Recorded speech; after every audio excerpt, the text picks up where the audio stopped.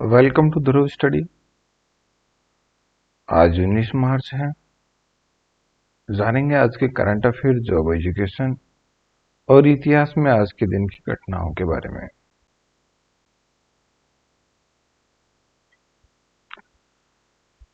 छोटे मन से कोई बड़ा नहीं होता, टूटे मन से कोई खड़ा नहीं होता, लहरों से डरकर नौका पार नहीं होती, कोशिश करने वालों की हार नहीं होती।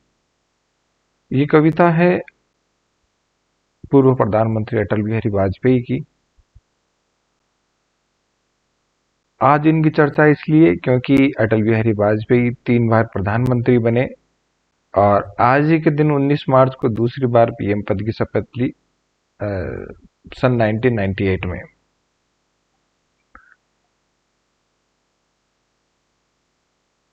2015 में इनको भारत रत्न मिला। 1992 में पद्म विभूषण मिला। 25 दिसंबर को सुशासन दिवस के रूप में अटल बिहारी जी की जयंती मनाई जाती है। अटल बिहारी का जीवन परिचय। जन्म 25 दिसंबर 1924 को ग्वालियर में हुआ, जो मध्य प्रदेश में है। 16 अगस्त 2018 को लंबी बीमारी के बाद दिल्ली के एम्स में उनका निधन हुआ। इनके पिता का नाम पंडित कृष्ण बिहारी था, जो शिक्षक और कवि थे। माता का नाम कृष्णा देवी। इनकी प्रारंभिक शिक्षा सरस्वती शिशु मंदिर ग्वालियर में हुई। ग्वालियर के लक्ष्मीबाई कॉलेज से इन्होंने स्नातक किया, यानी ग्रेजुएशन किया, जो अब महारानी लक्ष्मीबाई के नाम से जाना जाता है। कॉलेज शिक्षा की बात करें तो कानपुर के डीवी कॉलेज से राजनीति विज्ञान में एमए किया। अटल जी के पिता भी उनके साथ कानपुर से कानून की पढ़ाई कर रहे थे, लेकिन दोनों ने इसे बीच में ही छोड़ दिया। अटल बिहारी वाजपेयी 1939 में आरएसएस से जुड़े। 1951 में डॉक्टर श्यामा प्रसाद मुखर्जी के साथ मिलकर भारतीय जनसंघ की स्थापना की। 1957 में पहली बार बलरामपुर, उत्तर प्रदेश से लोकसभा चुनाव जीता और संसद पहुंचे।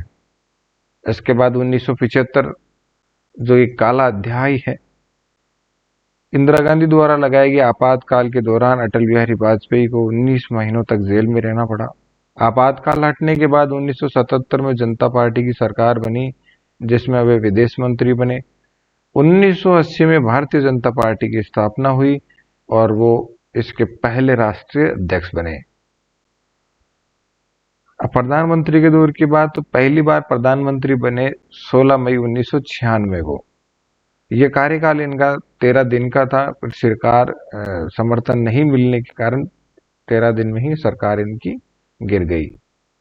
हालांकि 1996 में बीजेपी सबसे बड़ी पार्टी बनी और प्रधानमंत्री के रूप में इनको चुना गया, लेकिन पूर्ण बहुमत नहीं मिलने के कारण ही 13 दिन में सरकार गिर गई।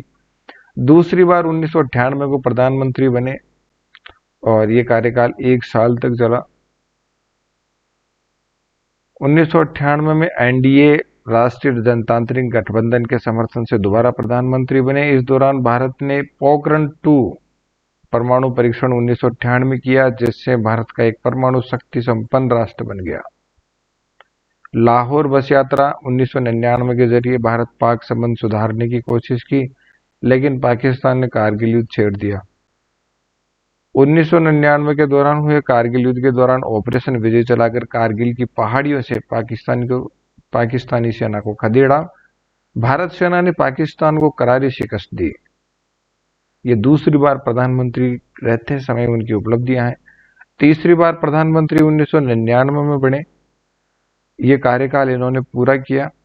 1999 में बीजेपी के नेतृत्व में एनडीए को पूर्ण बहुमत मिला और वे तीसरी बार प्रधानमंत्री बने।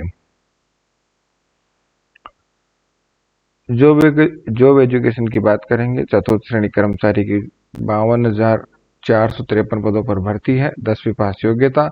एज लिमिट 40 साल है। आवेदन की अंतिम तिथि 19 अप्रैल। परीक्षा 18 से 21 सितंबर को होगी। पटवारी के 2020 पदों पर भर्ती निकली हुई है। एज लिमिट 40 साल है। सीआईटी ग्रेजुएशन लेवल वाले आवेदन कर सकते हैं। लास्ट डेट आवेदन की 23 मार्च है। 11 अप्रैल को एग्जाम होंगे। ड्राइवर के लिए 2,756 पदों पर भर्ती, 8वीं पास, योग्यता वैध ड्राइविंग लाइसेंस जरूरी है, एज लिमिट 40 साल, अप्लाई की लास्ट डेट 28 मार्च है, परीक्षा 22 से 23 नवंबर को होगी।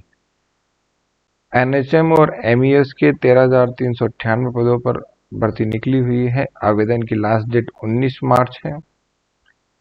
लाइब्रेरियन थर्ड ग्रेड के लिए 2,756 पदों पर भर्ती है, इसमें लाइब्रेरी साइंस में डिप्लोमा देवनागरी लिपि में ज्ञान होना आवश्यक है, एज लिमिट 40 साल है और अप्लाई करने की लास्ट डेट 3 अप्रैल है।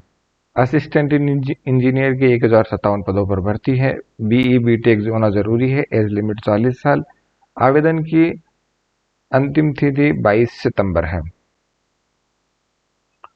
शुरुआत करते हैं करंट अफेयर की। फर्स्ट क्वेश्चन है, इसरो ने किस मिशन के तहत 2 सैटेलाइट को सफलतापूर्वक अनडॉक किया है? तो इसका आंसर है स्पाडेक्स, 1 जनवरी 2025 को सुबह 9 बजे। इस मिशन में SDX-01 और SDX-02 नामक 2 छोटे सैटेलाइट को PSLV C-58 मिशन के POEM-3 यानी PSLV ऑर्बिटल एक्सपेरिमेंटल मॉड्यूल से छोड़ा गया है। ये आप देख सकते हैं, इस तरीके से 2 सैटेलाइट हैं, SDX-01 और SDX-02। इन दोनों को एक साथ डॉक करके, डॉक यानी जोड़ना, इन दोनों को एक साथ जोड़ के, और ये है PSLV C-58 रॉकेट के तहत POEM-3 मिशन, इससे इसको लॉन्च किया गया। अंतरिक्ष में जाने के बाद इन दोनों को सैटेलाइट्स को अनडॉक किया गया, यानी दोनों को अलग अलग किया गया। ये डॉक और अनडॉक का सिस्टम है।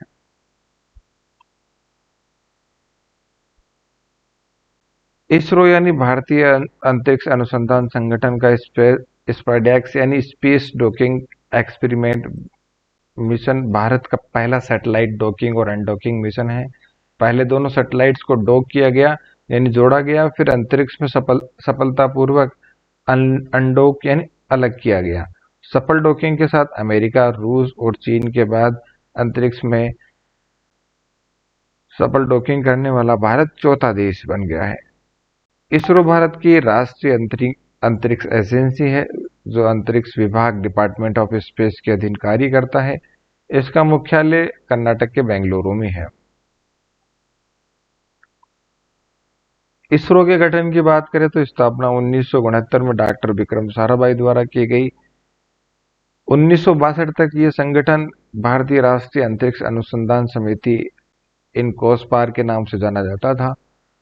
पहला उपग्रह इससे आर्यभट्ट 1975 में लॉन्च किया गया। ये भारत का पहला स्वदेशी उपग्रह था जिसे सोवियत संघ रूस ने लॉन्च किया था। पहला स्वदेशी प्रेक्षण यान SLV-3 सैटेलाइट लॉन्च व्हीकल 3 जिससे रोहिणी उपग्रह 1980 में लॉन्च किया गया था। और इसरो के वर्तमान अध्यक्ष S सोमनाथ है जो 2022 से वर्तमान तक बने हुए हैं। नेक्स्ट क्वेश्चन है, मार्च 2022 में light combat aircraft LCA AF-MK-1 prototype से कौन सा परीक्षण सफलतापूर्वक किया गया? तो अस्त्र BVRAAM, इसको आप BV राम भी बोल सकते हैं। तो ये तो है आपका AF-MK-1 यानी लाइट कॉम्बैक्ट एयरक्राफ्ट, इसको अपन तेजस भी बोलते हैं, तेजस के नाम से जानते हैं इसको।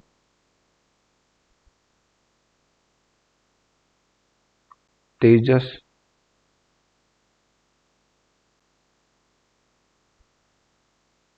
इस तेजस की 3 श्रेणियां हैं जिसमें MK-1 है, MK-1A है और MK-2 है जो लाइट कॉम्बैक्ट एयरक्राफ्ट है। और इस तेजस विमान से ये आपका है BV राम परीक्षण अस्त्र है जिसे लॉन्च किया गया, सफल परीक्षण हुआ है। BV राम का मतलब है beyond visuality, beyond visuality beyond visual range air to air missile, यानी दृश्यता से पार। एयर, जो इसकी जो रेंज है ना, दृश्यता से पार है। एयर टू एयर इसकी capacity, air to air missile है, यानी हवा से हवा में अपना टारगेट करने वाली, हवा से हवा की मारक क्षमता वाली ये है। इसकी जो मारक क्षमता है 100 प्लस है, 100 किलोमीटर से ज्यादा है। 12 मार्च 2025 को LCA-AF MK-1 प्रोटोटाइप से अस्त्र बियॉन्ड विजुअल रेंज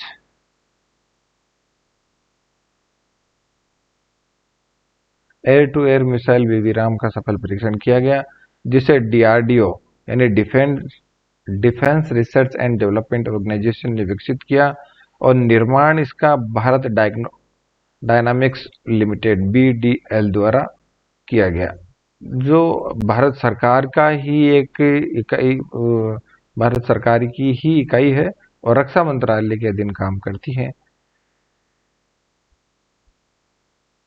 बात करें बीबीराम मिसाइल की, तो ये दुश्मन के विमानों को 100 से ज्यादा किलोमीटर की दूरी से मार गिराने के लिए में सक्षम है।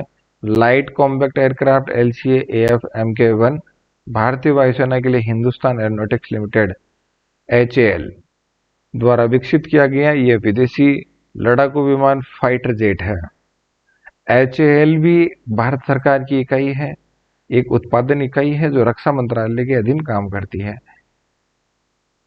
MK-1 को इसे तेजस के नाम से भी जाना जाता है। यह भारत का पहला सुपरसोनिक मल्टी रोल लड़ाकू विमान है, जिसे DRDO और ADA एरोनॉटिकल डेवलपमेंट एजेंसी के सहयोग से विकसित किया गया है। एयर टू एयर मिसाइलों में बीबीराम के अलावा R-73 है, पाइथन 5 है।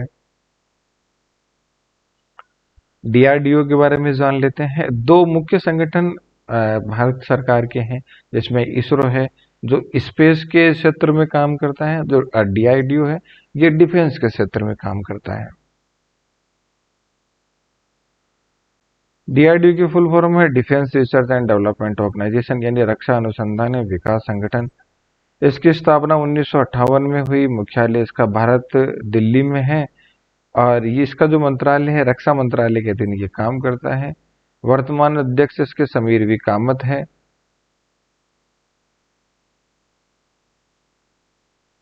संगठन से जुड़े missile man doctor APJ Abdul Kalam का योगदान इसरो और DRDO दोनों संगठनों में अविस्मरणीय रहा है। उन्होंने इसरो में भारत को अंतरिक्ष में आत्मनिर्भर बनाया और DRDO में भारत को रक्षा और मिसाइल टेक्नोलॉजी में सशक्त किया। इसरो में उन्होंने SLV-3 और रोहिणी सैटेलाइट मिशन को सफल बनाया। DRDO में उन्होंने अग्नि, पृथ्वी, आकाश और नाग मिसाइलों को विकसित किया और भारत के परमाणु परीक्षणों में अहम भूमिका निभाई। नेक्स्ट क्वेश्चन है 15वीं हॉकी इंडिया सीनियर महिला राष्ट्रीय चैंपियनशिप 2025 का खिताब किस टीम ने जीता? तो ये है हॉकी झारखंड। हॉकी झारखंड ने फाइनल की हॉकी हरियाणा को 4-3 से हराकर खिताब जीता। नेक्स्ट क्वेश्चन है बोधिपथ फिल्म महोत्सव 2025 का आयोजन किस शहर में किया गया? तो इसका आंसर है नई दिल्ली। इसका आयोजन 10-11 मार्च को 2025 को नई दिल्ली के इंडिया इंटरनेशनल सेंटर में किया गया था। इस महोत्सव का आयोजन अंतर्राष्ट्रीय बौद्ध परिसंघ IBC द्वारा दलाई लामा के सार्वभौमिक उत्तरदायित्व फाउंडेशन के सहयोग से किया गया था। नेक्स्ट क्वेश्चन है अश्विनी ट्रांसपोर्टेबल रडार किस संगठन द्वारा विकसित किया गया है? तो राइट आंसर है इसका DRDO द्वारा। ये जैसे इजराइल के पास आयरन डोम सिस्टम है, वैसे ही ये वैसे ही एक रक्षा प्रणाली है। जो अश्विनी ट्रांसपोर्टेबल सिस्टम है, ट्रांसपोर्टेबल रडार सिस्टम है अश्विनी एक अत्याधुनिक 3D लो बैंड ट्रांसपोर्टेबल रडार है, जिसे defence research and development organisation DRDO द्वारा विकसित किया गया है। ये भारतीय वायुसेना के लिए विशेष रूप से डिजाइन किया गया है। अश्विनी 3 आयाम, ऊंचाई, दिशा और दूरी, ये 3D यही है। 3D लो बैंड यही है, ऊंचाई, दिशा और दूरी। में टारगेट को ट्रैक कर सकता है। अश्विनी की खरीद के लिए Bharat electronics limited Ghaziabad BEL के साथ एक अनुबंध पर हस्ताक्षर किए गए हैं। वैसे बीईएल का जो मुख्यालय है वो कर्नाटक के बेंगलुरु में है, लेकिन इसका जो उत्पादन करने वाली या निर्माण करने वाली जो इकाई है वो गाजियाबाद वाली है। तो इसके खरीद के लिए गाजियाबाद की जो इकाई है बीईएल की, उससे अनुबंध किया गया है। बीईएल भारत सरकार के रक्षा मंत्रालय के तहत एक सार्वजनिक क्षेत्र की कंपनी है।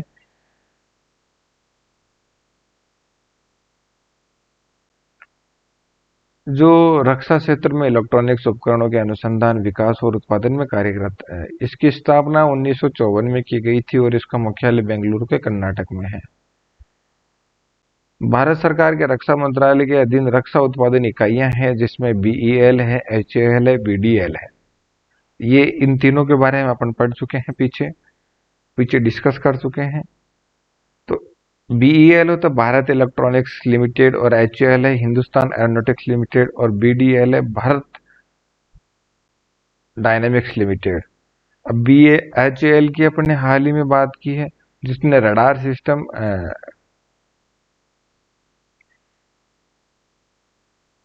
बीईएल ने ये आपका रडार सिस्टम बनाया है, अश्विनी ट्रांसपोर्टेबल रडार सिस्टम। और अपन इसकी बात करेंगे,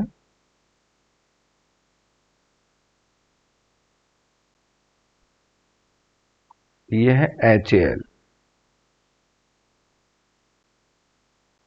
तो जो हिंदुस्तान एरोनॉटिक्स लिमिटेड है, इसने क्या बनाया है, एम के ये बियॉन्ड, ये बीवी राम विकसित किया है इसने। हिंदुस्तान एरोनॉटिक्स लिमिटेड ने डीआरडीओ और एडीए के सहयोग से हिंदुस्तान एरोनॉटिक्स लिमिटेड ने एम के 1 प्रोटोटाइप से अस्त्र बियॉन्ड यानी बीवी राम मिसाइल का जो सफल परीक्षण किया है और जो विकसित की है इसको, ये एचएएल ने किया है।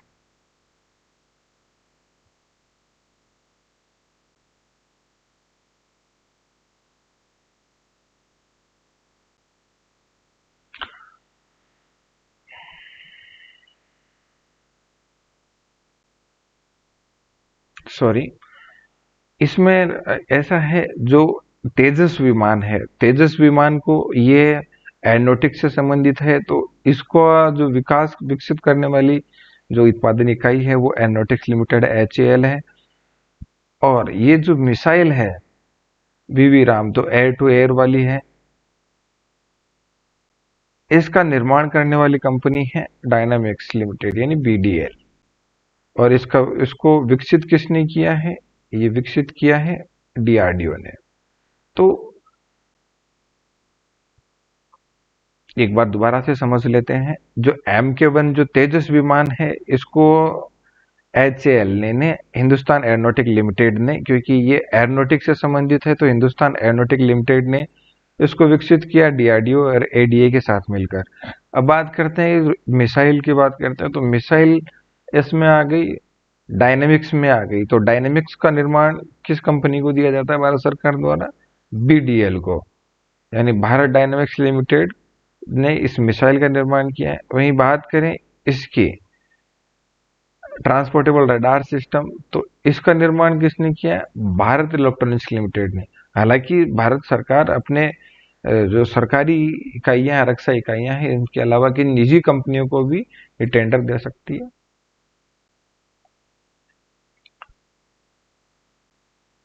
नेक्स्ट क्वेश्चन है, PHERE एक्स टेलीस्कोप को किस अंतरिक्ष एजेंसी ने लॉन्च किया है। तो इसका नाम है, राइट आंसर है नासा। नासा ने SPHERE एक्स स्पेहरियक्स टेलीस्कोप लॉन्च किया है, जो इंफ्रारेड तकनीक से आकाश का अध्ययन करेगा और करोड़ों आकाशगंगाओं का मानचित्र बनाएगा। इंदिरा गांधी राष्ट्रीय कला केंद्र IGNCA ने अपना 10वां क्षेत्रीय केंद्र कहाँ स्थापित किया है। राइट आंसर है तिरुपति। IGNCA ने तिरुपति में अपने 10वें क्षेत्रीय केंद्र का शुभारंभ किया, जो भारतीय कला, संस्कृति और परंपरा के संरक्षण व संवर्धन के लिए कार्य करेगा। नेक्स्ट क्वेश्चन है IQ एयर की 2024 की रिपोर्ट के अनुसार दुनिया का सबसे प्रदूषित शहर कौन सा है? तो इसका आंसर है बर्निहाट, मेघालय। यानी मेघालय का बर्निहाट शहर है जो असम और मेघालय की सीमा पर है, सीमा पर बसा हुआ है। IQ एयर, इसके बारे में सब चीजों को डिटेल से डिस्कस करते हैं ताकि चीजें आपको समझ में आए और लंबे समय तक याद रहे। IQ एयर एक स्विस कंपनी है जो वायु गुणवत्ता की निगरानी और वायु शोधक एयर प्योरीफायर तकनीक के लिए जानी जाती है। यह कंपनी दुनिया भर में एयर क्वालिटी मॉनिटरिंग सिस्टम प्रदान करती है और अपने वर्ल्ड एयर क्वालिटी इंडेक्स के माध्यम से विभिन्न शहरों की वायु गुणवत्ता यानी एयर क्वालिटी इंडेक्स की रियल टाइम जानकारी उपलब्ध कराती है। अब बात करते हैं ऐसी स्थिति क्यों बन रही है, ऐसी स्थिति क्यों है कि बर्निहाट, मेघालय का बर्निहाट सबसे प्रदूषित शहरों में विश्व का सबसे प्रदूषित शहर है। बर्निहाट में शराब निर्माण, लोहा इस्पात संयंत्र जैसे कई कारखाने स्थित हैं जो भारी मात्रा में प्रदूषक तत्व वायुमंडल में छोड़ते हैं। इसके अलावा भारी वाहनों की आवाजाही, असम और मेघालय के बीच माल ले जाने वाले ट्रकों की भारी आवाजाही से वायु गुणवत्ता प्रभावित होती है। अब ये समझते हैं कि किस आधार पर यह तय किया जाता है कि ये सबसे प्रदूषित शहर है। दरअसल WHO, विश्व हेल्थ ऑर्गेनाइजेशन के तहत विश्व ऑर्गेनाइजेशन ने एक पैरामीटर तय किया है जिसमें यह माना गया है कि जो PM 2.5 है, इसका जो स्तर होना चाहिए वो 15 माइक्रोग्राम घन मीटर होना चाहिए। PM यानी पार्टिकुलर मैटर, यानी बहुत ही छोटे और हानिकारक कणों का आकार 2.5 माइक्रोन या उससे भी कम होता है। हवा में इसके सुरक्षित स्तर की बात करें तो 15 मीटर माइक्रोग्राम घन मीटर होना चाहिए। लेकिन बर्निहाट की बात करें तो यहाँ जो 128 माइक्रोग्राम घन मीटर का PM स्तर है जो बहुत ही डेंजर स्थिति में है। बर्निहाट आप देख सकते हैं, ये बांग्लादेश आ गया, ये यहाँ मेघालय है और यहाँ ये असम है। और इस जगह ये आपका छोटी सी जगह में बर्निहाट शहर बसा हुआ है जो उमट्रू नदी का एक महत्वपूर्ण क्षेत्र उमट्रू नदी के किनारे है। और ये उमट्रू नदी ब्रह्मपुत्र नदी की सहायक नदी है। ये उमट्रू नदी असम और मेघालय से बहती हुई ब्रह्मपुत्र नदी में मिलती है।